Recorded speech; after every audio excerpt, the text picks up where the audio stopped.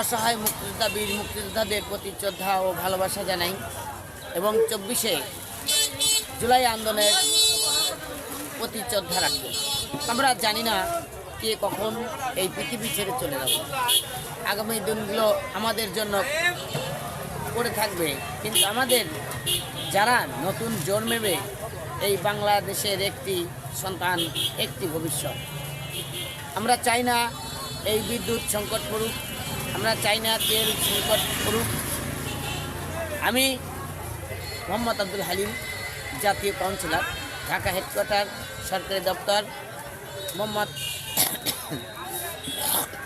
আব্দুল হালিম।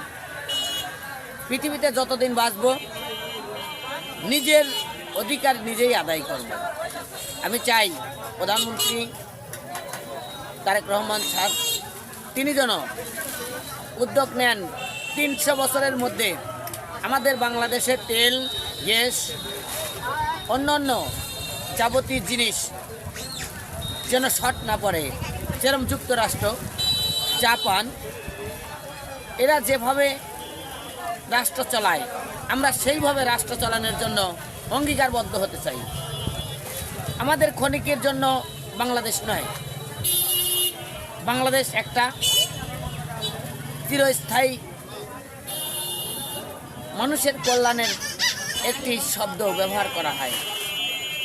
আসলে আমরা 2 দিনকের এই দুনিয়ায় এসেছি, যার কোনো নির্দিষ্ট টাইম নেই।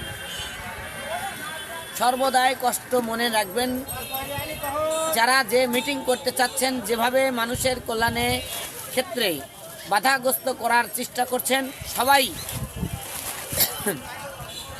যে দলেরই হন